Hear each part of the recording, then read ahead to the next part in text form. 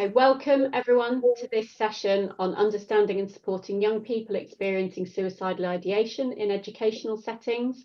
My name is Dr. Virginia Lumsden and I'm here with my colleague.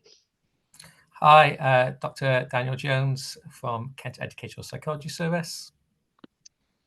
So the aims of today's session are to support you to develop an understanding of suicide and the risk factors involved, some myths and facts relating to suicide, to think about how suicide prevention sits within wider whole school approaches to emotional well-being and mental health, and to develop an understanding of ways of supporting students experiencing suicidal ideation within educational settings. It's really important that we take care of ourselves and each other's when we're thinking about this sort of topic. We're going to be talking openly about mental health and in particular suicide and suicidal ideation. This is something that we'll all have our own relationship with. We ask that you take part as fully as possible, but that you do opt out of anything you find particularly difficult, that you take care of yourself during the session and after the session. We really ask that you share the learning from the session, but you don't share any personal information outside of the session, and that if you do need support after the session, please make use of your support systems, and we'll share some signposting for support towards the end of the session.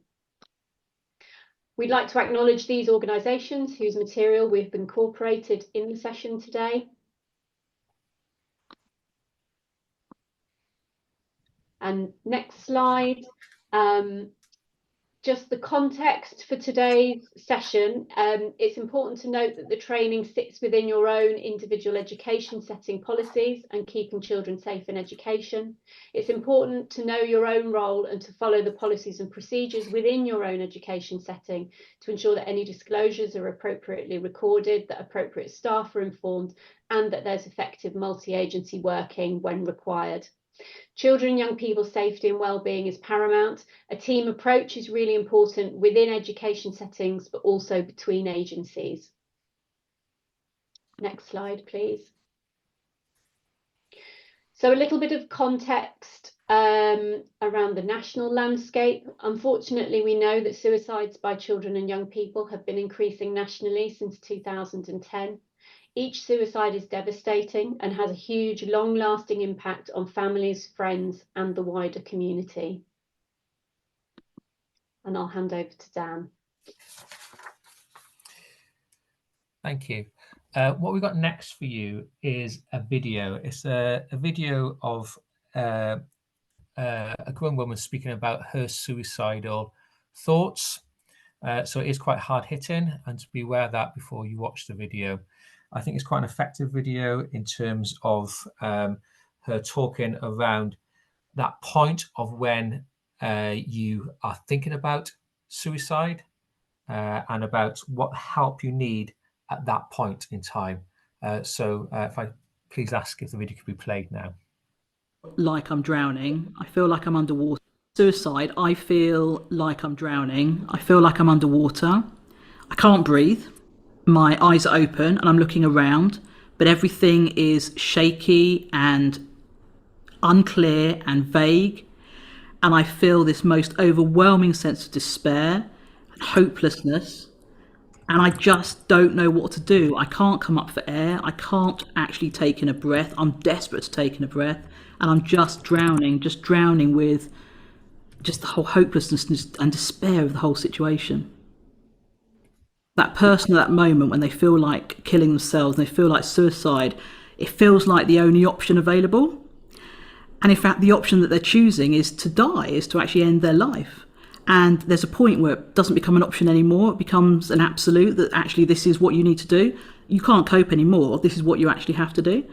And that feeling of partly relief because you know what you need to do now, but fear, the fear that comes up inside of me when I think, oh my God, I've got to actually kill myself. I've actually got to die now. It's absolutely terrifying. And it can make somebody unable to speak. It makes me unable to speak. It makes me unable to actually say, help me, for goodness sake, help me now. It's an incredibly overwhelming, isolating, terrifying experience. It's really hard for me to actually say to somebody, I feel suicidal. It's a great deal for me. And I went to see this doctor and I sat there and I built myself up and I had the confidence that I was going to do this. I needed help. I was really, really struggling. And I walked in, I sat down and he said, hi, how can we help today? I took a deep breath and I said, I feel suicidal. And he stopped and he looked at me and said, you don't look suicidal. And all that confidence and all that courage that I had to actually go in and actually say to somebody, I feel suicidal, just melted away. And I sat there and thought, I don't know what to say. Should I have come in with a knife in my hand? Should I have come in with pills in my pocket? I absolutely didn't know what to say. And I think that experience has made me very aware that we must start talking about suicide. People need to stop, and people need to listen, and people need to hear when somebody has the courage to actually say those words. People use other words like, I feel like I'm giving up, or I feel like, not being here anymore. They're alluding to suicide. So stop and say to that person, do you feel suicidal? When somebody's actually said to me, do you feel suicidal? I can then say, yes, I do. I think there's lots of reasons why people don't have the conversation and don't ask for help. I think there is the thought of admitting that you're not coping, that you may be judged in some way. I find it very unhelpful when people say to me, but you've got a son. How could you possibly be even thinking about suicide when you've got a son?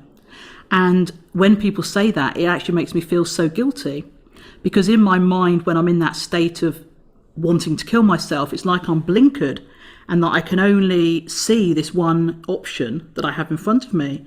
And to me, I'm freeing up my son. I'm allowing him to have a better mother because my husband could meet somebody else.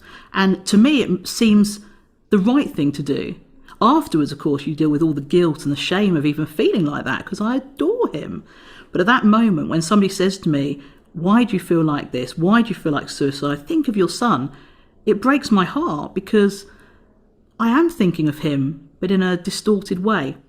Suicidal people bring out a lot of anxiety in anybody. So the person on the street, the professional, loved ones, family members, I think can easily get incredibly anxious and incredibly worried. And I do understand, as somebody that does experience suicidal feelings, I do get that it must be terrifying to think your loved one actually wants to kill themselves, because it's that very permanent solution to a temporary problem that the phrase is. But when you're in that moment as the person, you see no other option. And the permanency is absolutely what you want. You want this to be permanent. You want it to stop. But actually, what it can be looked at is actually you want a pause button. You actually want to just pause things for a moment. So if somebody can think about, how can I pause this awful moment for a second, then perhaps the person can be supported. So rather than panicking, calm. Panic is going to make the person panic as well. It's going to kind of feed off itself. But calmness, a calm environment, a validating environment, a comforting environment, a safe environment are all really important things. Suicide isn't inevitable. It isn't something that actually has to happen, regardless of the person who's feeling suicidal, feeling that this is the absolute choice, that this is the option they've made, this is what needs to happen. I think it's important that around that person there's a sense that it isn't inevitable, that we don't have to be okay about it. I think it is important. That's why we should talk about it. That's why we should educate people about it. And I think it's really important just to always remember it's not inevitable. Even if somebody says, I'm going to kill myself, you can still do something. There's always something you can do, whether it be sit with that person or take them somewhere safe. Do something. Don't just leave them and think, oh, they'll probably be okay.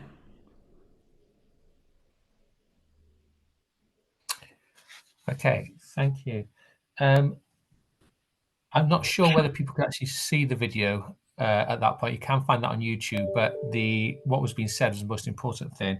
A couple of reflections I've got on that are how incredibly brave Coletta is, the lady is speaking, to speak about suicide and her suicide ideation in such articulate terms.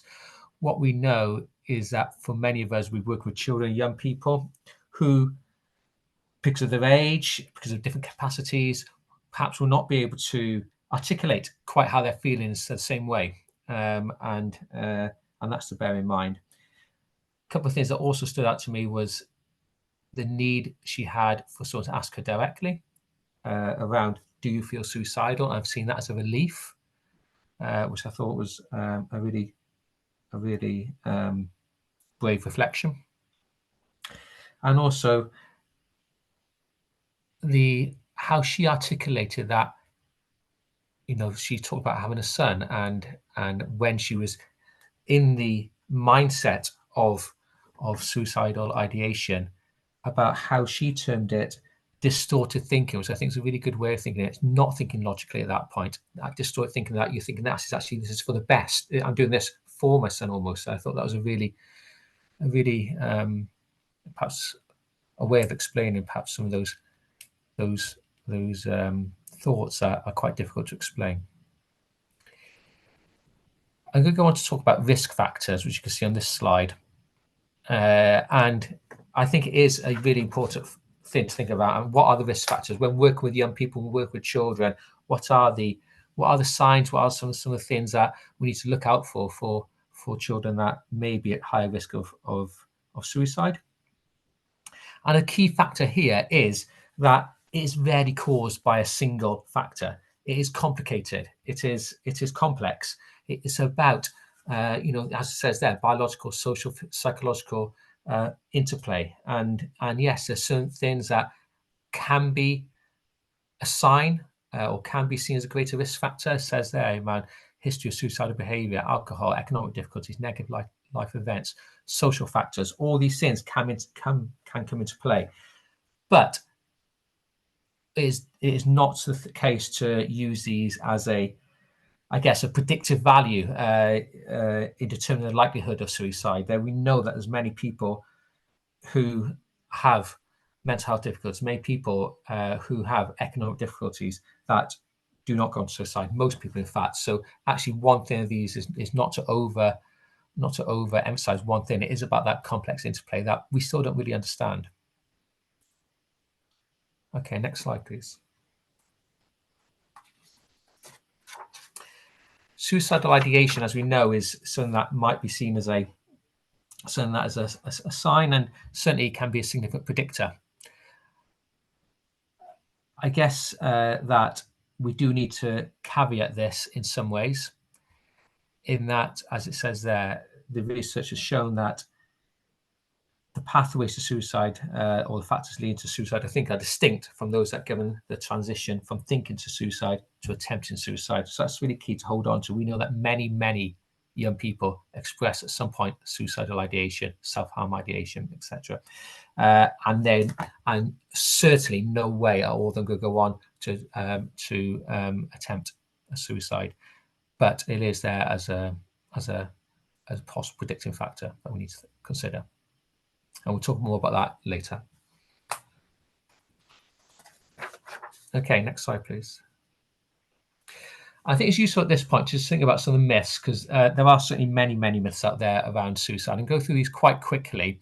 And I'll just talk as we go through the slides. So the first one talks about people who talk about suicide aren't serious and won't go through with it. Well, that comes into the suicidal ideation that we just mentioned a minute ago, and the fact that actually, we've got to take some seriously. Now, we're not saying that everyone that has suicidal ideation goes on to attempted suicide. Absolutely not.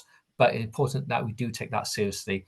And actually, often it is a cry for help or request for help in other ways. And so, it's a factor we do need to consider. But from what we know is that many people have actually that do go on to completed suicides or suicide attempts have actually told someone that they're thinking of that in the past. Okay, next one, please. If a person says about killing themselves, there's nothing you can do about it. Well, Colette spoke very eloquently, I thought, around saying actually there is something we can do about it being a permanent solution to temporary feelings, and we can actually have that intervention, and the right kind of support at the right time is so important. So I think that's an important message as well. Okay, and go on to the next one. Only people with mental disorders are suicidal. Well, if we go on to the fact around that, absolutely not. We know it's about that interplay of different factors, of which mental health may be an important factor, but obviously there's many other social and economic and other factors that come into it. And so it's about that complexity that comes into it rather than one causal effect. Okay, moving on. Again, this was dealt with by Colette in the video. People who are suicidal want to die. Colette said that actually the majority of people do not want to die. They want to. I think she used the term put pause on a situation that they felt there was no escape from. So as it says there, an important distinction, but one that actually is so vital, because that leads us to think about how we can support, how we can help that person think about different options and different avenues at that time. Okay, next one. Talking about suicide as a bad idea and may give someone an idea to try it. I think this is absolutely worth flagging, because as people that work with young people, there is an absolute fear of, if I mention this, will it lead on to attempted suicide? And I think all the evidence suggests that that is not the case.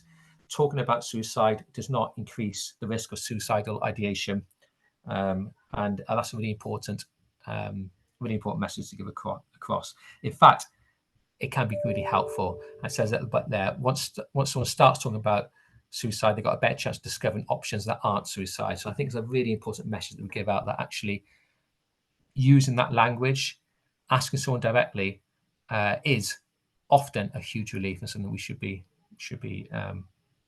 confident and brave to do. Next slide, please. Most suicides happen in winter. Well, what we know is suicide is complex, and it's not just related to seasons, it's not just related to temperatures or to seasonal affected moods, etc. So it is that complex interplay. But saying that, there is peaks over the year, and we do see peaks around perhaps some of those pressure times that you might expect, such as Christmas and New Year. Okay, next slide, please. People who say they're going to take their own lives are just attention seeking and shouldn't be taken seriously. Well, we're all here, aren't we, listening to this? And what we know is that we should be taken seriously. And I think, as it was said right at the beginning by Virginia, every death by suicide is a tragedy that affects so many people. It affects family, wider friends, and has so many ripple effects. And absolutely, we should be taking that seriously. Okay, next slide, please. Most suicides occur without warning. Actually, the majority have some warning. Now, it's about knowing those signs to look out for. It's about listening and actively listening. Some of those signs will be perhaps talking around despair. Some of the signs might be about behavior, greater risk-taking behaviors. But very rarely does it happen without any warning at all. And so that's part of what this is, around sort of actually understanding what are the warning signs actually. And it can be hard to interpret those, but having a greater idea about what some of those warning signs are is important. Okay, next slide, please. Once someone is suicidal, they'll always remain suicidal. I think, as we talked about before, suicidal ideation is often around that feeling of despair, often around specific situations. And while we know that someone who has suicidal thoughts previously might be more susceptible to them again, certainly it's not the case that they will always remain suicidal. And many actually people do go on to and talk quite eloquently sometimes about it, around how they've been points of despair in their lives previously, but go on to live long and fulfilling lives. Okay, I think I'm going to hand over to Virginia at this point. So next slide, please.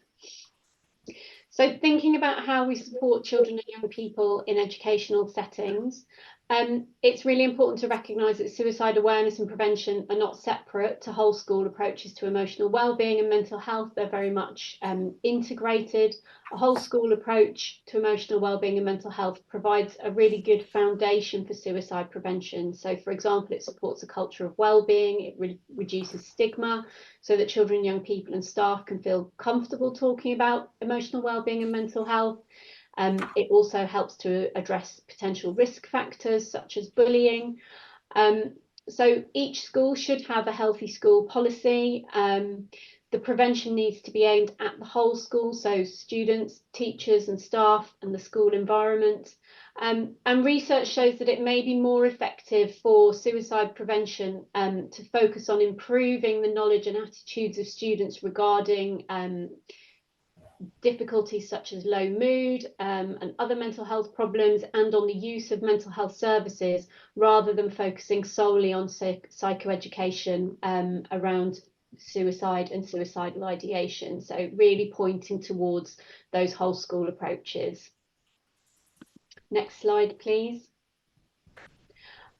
So thinking about what healthy schools do, a healthy school policy may contribute to the prevention of suicide because it's aimed at improving factors such as resilience, coping skills, social inclusion, a safe school environment, for example, ensuring that young people understand the importance of talking to an adult if they're worried about a friend, which could function as protective factors. And it also, as I mentioned before, may prevent suicide by reducing certain risk factors. And of course, a healthy school policy also promotes good working relationships with other agencies that work to support children and young people. And so one of the things that we know is that it's really important that there is that multi-agency joined up working to support children and young people that we might be concerned about. So investing in mental health, supporting school safety and reducing bullying, building a school climate in which topics can be talked about easily and supported, supporting teachers, and then working closely with parents, mental health services and other agencies. Next slide, please. So thinking from a young person's perspective, this was some research by the Royal College of Paediatrics and Child Health, spoke to more than 630 children and young people about what keeps children healthy, happy and well. So there were lots of different things that children reported, but the three most significant, according to children themselves, were giving them things to do and places to be, having food and drink, and also having a source of stable support. Really important factors to hold in mind when we're thinking about what some of the risk factors might be for children and young people, but also what might be some of the protective factors. Next slide, please. And a really important part of the whole school approach is making sure that you're looking after yourself as a teacher or member of staff in an education setting. Your own well-being is absolutely essential. So wherever you can, finding ways to support each other, ensuring that you know how to access help and support should you need it, learning to recognise your own signs that might suggest that you need some support, and remembering the value of connectedness with other people, remembering that we're stronger together, so working together as part of the school community. Next slide, and I'll hand over to Dan. Thank you. So we mentioned before that many of you will be working with young people, and if there may be verbal signs of suicidal thoughts or behavioural signs, and these are some of the behavioural signs, I guess, that might be worth bearing in mind and just having an eye on. So I don't need to read them all out, but you know, each one of these is one of these, I should say, in itself is a sign. But when you put in a bigger picture together, these are some of the possible signs, some of the warning signs you might be looking out for. And underneath all these, I think, is a feeling of hopelessness, an idea that there's no escape from the current situation. And you'd probably be sort of putting out, you know, a number of these all at the same time. Next slide, please. Alongside that, obviously the verbal ideation, and that might come out in a number of ways. These statements, you know, as I say, again, express that hopelessness that at that time of thinking about suicide may be at the forefront of thinking.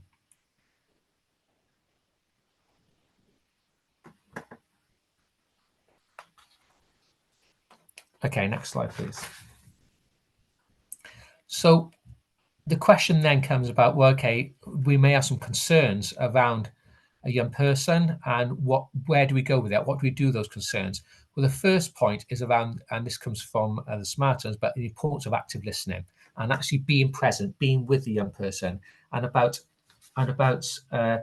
just sitting there and holding it, I think, for some extent. So you've got the shush principles, which more information about these is actually on the Samaritans website.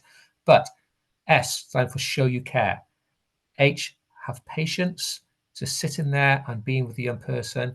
Using open questions, really, really important. We allow opportunities for the young person to speak about how they're feeling, and not questions that are going to lead to yes or no answers. Say it back to a person. So that's about reflecting back their own views and their own thoughts. Have you heard what they're saying correctly? Is this what they're saying? And often just by repeating something back to them, it opens up further conversation, invites further comment. And the third one there about having courage. Really, really important, I think, within these conversations. We talked before, and in that video we saw right at the beginning from Colette, she talked about what she wished for someone to ask her around, are you feeling suicidal? Having courage to call it out, to say what you were hearing, is, I think, a really important message. If we go on to the next slide, I think we recognise that asking someone about suicide does take courage. It does pause for thought and take a leap of faith to some extent. But what that does is it enables someone to feel those feelings that perhaps are not being named by others, perhaps they feel ashamed of, to validate those feelings. So it can be a really liberating question for those that hear it, and that's a really important message. Okay, next slide. So if we are asking the question, how do you do that? As we said before, and part of the SUSH principles was about open-ended questions. It's around asking questions that don't shut down the conversation, but enable that conversation to develop further. And again, being direct, because otherwise, it can be a bit unclear. So if you, here's an example, how bad are you feeling? Bad, type thing. Actually, another example there, you're not thinking of doing anything silly, are you? No. I think there's something around actually being bold in actually naming what we're thinking about, and that, I think, is on the next slide. Yeah, so those sort of questions there. In the next slide, the next slide talks a little bit more about how you might phrase those questions. If you just click right down through these. Oh, sorry, go back one. So yes, you can do it in more direct ways. I mean, I really like the normalizing questions. Sometimes when people feel distressed, they think about ending their life. Is there something you've been thinking of? I really like the way that's framed, and almost it's like a script. You can have some of these prepared either before you talk to your person or ready anyway, and so you're not thinking of it in the moment. I think it's useful to have some pre-thought around how you might ask some of these questions. It could be really, really useful. Okay, next slide, please.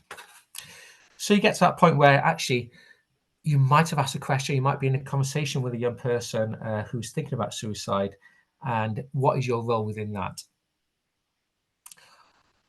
As you say, the SHUSH principles is all about being there, it's all about understanding and about being with the young person, asking that direct question if you feel that's appropriate, listening, actively listening.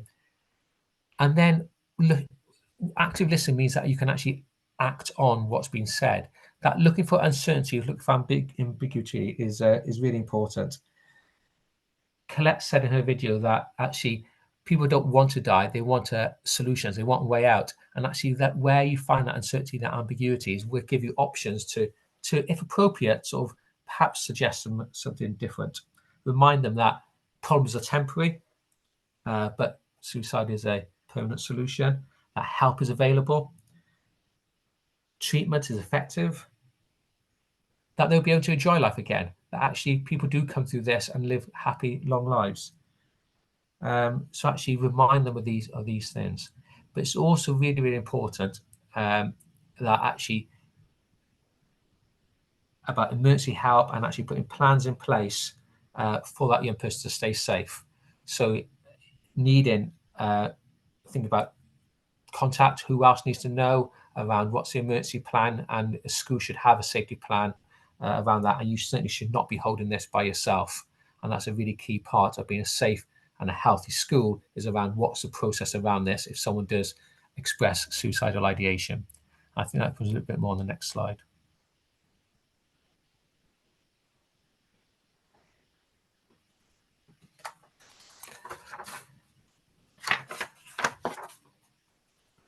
So that culture within the school, and one of the services that you are going to be working with, that comes into, as Virginia said, around what is a healthy school, and they need to have those pre-conversations around what happens if this happens, and you've got a proper safety plan that you go back to.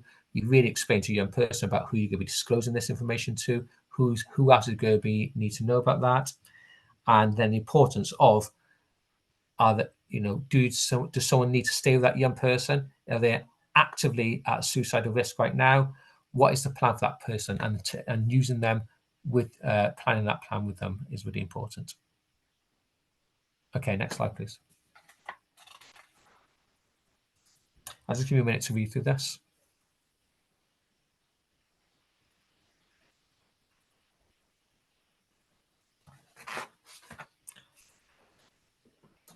The importance of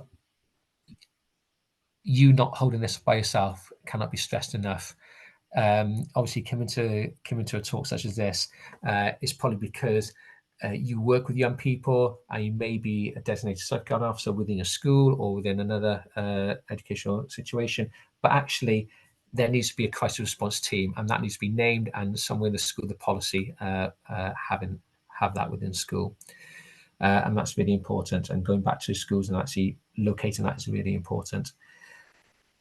Having the clear safety plan of where you go next, around actually immediate support around removing anything that's going to be used for suicide, allocating adults on the scene who's going to be there, and then going on to professional support when needed is also highlighted on this slide.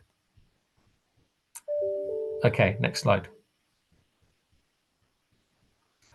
I'm going to hand over to Virginia because this is the pathway from your service. Yeah, so taking this opportunity to highlight to everybody the new self-harm guidance that has been created for Kent. So you should be able to access this guidance in the same place as you'll access this video, but it's guidance for schools and education settings, but also for parents and carers and children and young people. Thank you. Next slide, please. I think it's back to Dan. So yeah, it came right at the beginning. We said about this training in itself is, a very quick whistle stop of supporting thinking around suicidal ideation, suicidal behaviours, and what we can do about it. But there's much more support out there, and we do urge that to seek out these further training opportunities. And some of the work we've done within this has lent from the training that's done from West Kent Mind, etc., and others. So please do seek these out. And then further support. Sorry. Next slide, please. Yeah, these are further support helplines. Again, useful to check these out, have a look at them beforehand. There's lots and lots of great resources on the websites that are there listed up, and the apps, obviously, they can be, again, look at those, but young people can use those apps as well. Okay, next slide, please. I think the final slide. As a final thought or closing thoughts, and as I say, it has been a whistle stop, a very quick sort of look at some of these issues. But the key message for me is that actually you can make a difference. There is value in being brave about naming suicide and suicide thoughts. The SUSH principles of sitting with the young person, active listening, are really important, and that knowledge that actually for so many people, just that one person to actually ask them that question, I feel suicide, can make all the difference. And I think that's a really really key takeaway. And I believe this is the last slide. So I think that's a thank you very much for listening from Virginia and I. Thank you.